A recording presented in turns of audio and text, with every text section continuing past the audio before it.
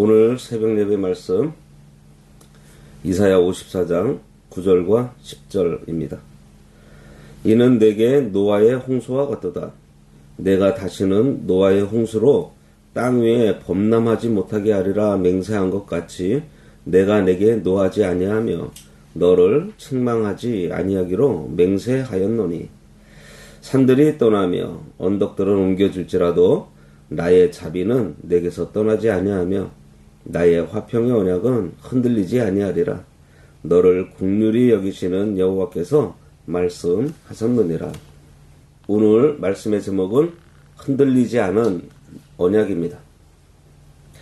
지난 시간까지 본 1절부터 8절 말씀에서 홀로 된 여인같이 된 이스라엘 자손에게 다시는 수치와 버림을 당하지 않게 하시겠다는 약속의 말씀으로 하나님께서 잠깐 진노하셨지만 그 진노를 거두시고 영원한 자비로 긍휼히 여겨주실 것이라는 말씀에 이어서요. 오늘 본문은 다시는 자기 백성에게 노하지 않고 책망하지 않으신다고 하면서 언약을 절대로 옮기지 않을 것을 말씀해주고 계십니다. 9절 이는 내게 노아의 홍수와 같도다. 내가 다시는 노아의 홍수로 땅 위에 범람하지 못하게 하리라 맹세한 것 같이 내가 내게 노하지 아니하며 너를 책망하지 아니하기로 맹세하였노니.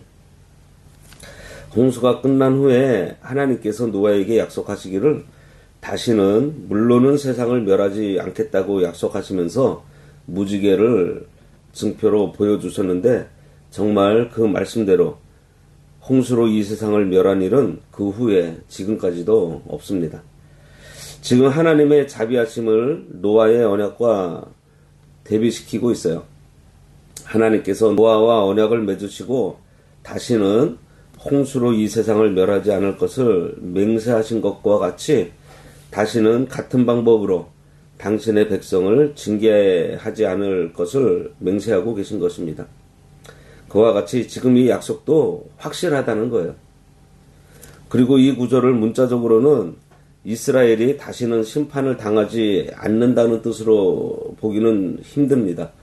왜냐하면 이스라엘은 이후에도 헬라 제국인 셀류쿠스 왕조나 또 로마 등으로부터 침략을 받아서 주권을 빼앗겼었고 결국에는 주후 70년에는 예루살렘이 완전히 함락되면서 로마에게 멸망당하는 일이 있기 때문입니다.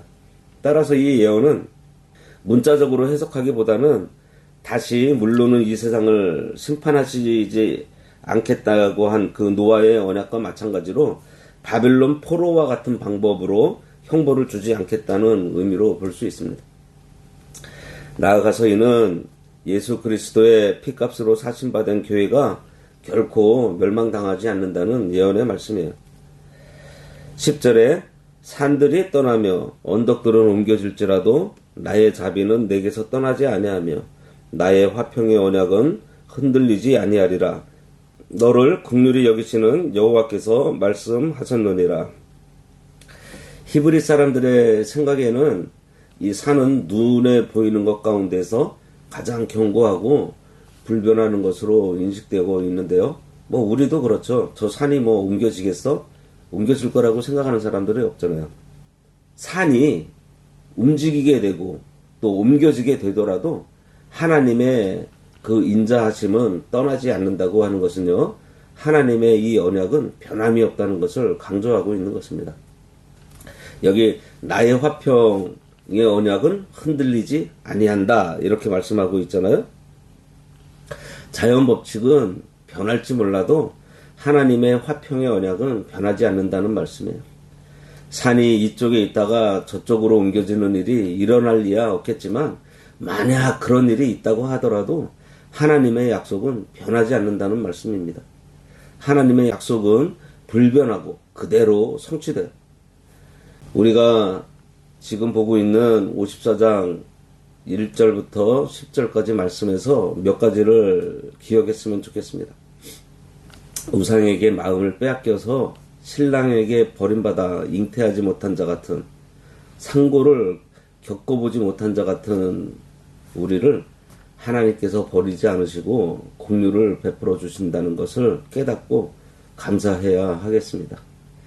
그리고 우리의 범죄로 하나님께서 잠시 진노하시지만 그 진노보다 더 큰 사랑이 하나님께 있어서 결코 우리를 버리지 않으시고 구원해 주시고 화평으로 이끌어 주시는데, 이전의 고통이 기억에서 지워지도록 완벽한 평안을 우리들에게 주실 줄 믿고 하나님의 사랑에 우리를 다 맡겨야 하겠습니다.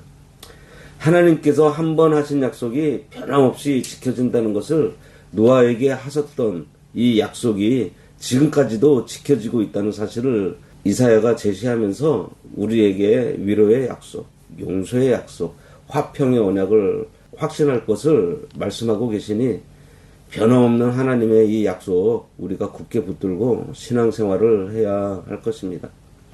이 약속을 붙들고 나아갈 때 우리는 연약해져서 넘어지는 일이 간혹 있을 수 있습니다. 하지만 주께서 다시는 버리지 아니하신다는 이 놀라운 은혜를 약속하시면서 보장해 주고 계시니, 이 말씀을 그대로 믿고 맡겨진 사명 잘 감당하는 우리 모두가 되어야 할 것입니다. 하나님께서 이 구약성경과 신약성경에 많은 약속들을 해주셨어요. 이루어지지 않은 것들이 없습니다. 이제 하나 남아 있습니다. 예수님께서 다시 오시겠다는 약속이에요. 그 약속 이외에도 하나님께서 중간중간에 하신 언약들이 있어요. 너희가 마음과 뜻과 정성을 다하여 하나님 아버지를 사랑하면은 복을 주시겠다고 했습니다. 하지만 하나님의 말씀을 어기고 범죄하면은 저주를 당한다고 했어요. 복과 저주를 이스라엘 백성들에게 가나안에 들어가기 전에 선포해 주셨잖아요. 복 받는 법을 분명히 알려주셨고요. 저주당하는 일을 분명히 알려주셨습니다. 약속해 주셨어요. 반드시 하나님께서 말씀하신 대로 되는 거예요. 그러니 우리가 하나님의 이 약속을 굳게 붙들고서 신앙생활 해야 하겠습니다. 기도하겠습니다. 하나님께서 우리들에게 하신 언약은 하나님의 진실하심과 성실하심과 그리고 불변하심으로 인해 영원히 변치 않는다는 것을 확신하며 이 언약의 말씀을 굳게 붙들고 살아가기 원하오니, 하나님께서 약속하신 말씀이 성취된 것들과 지금도 성취되고 있는 것들을 저희들이 말씀을 통해 늘 묵상하면서 우리 앞에 어려움이 오더라도 오늘 약속하신 것처럼 하나님의 백성을 결코 버리지 않으시고 반드시 구원해 주시고 평안을 주심을 믿고 우리들에게 맡겨진 사명을 감당할 때에 주만 바라보며 나아갈 수 있도록 지혜와 능력 허락해 주시기 원하오며 예수님의 이름으로 기도드리옵나이다. 아멘.